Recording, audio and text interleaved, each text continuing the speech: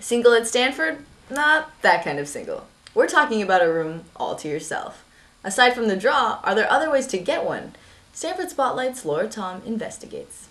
Stanford guarantees undergraduate housing for 4 years, which is wonderful, except for the fact that most people have to share bedrooms and don't like it.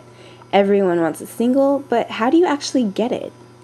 Freshman year, I had a medical disability, a sleeping disorder, which I'm actually not sure what it's called.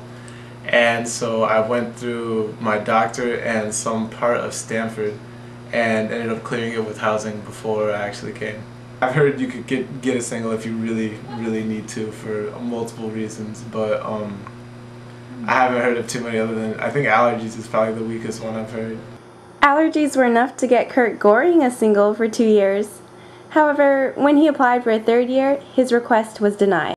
When I came back this year, they still had my note on file, but it was no longer valid.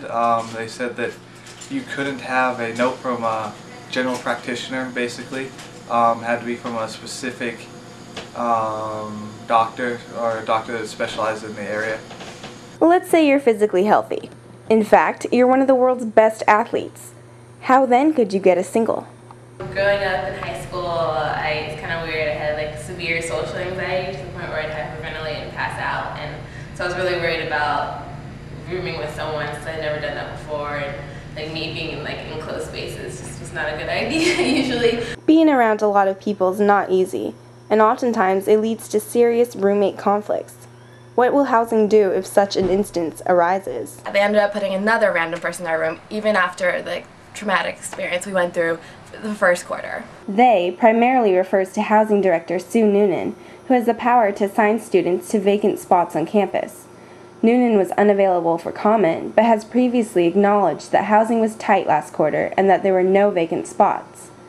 However, it's interesting when you look just 5 doors down. There was a vacant spot for the first 3 weeks. Eventually, housing would fill this spot with a student who had a conflict with her roommate and wanted to move out. However, according to Housing's Residence Agreement Policy of 2006 to 2007, students are not released from contract because of roommate conflicts. Physical disabilities remain the most legitimate reasons for getting singles, and even these create gray areas. But the most confusion comes from why some students with roommate conflicts are able to get singles while others are not. This remains a mystery that only housing can explain. And until then, students are forced to rely on the luck of the draw.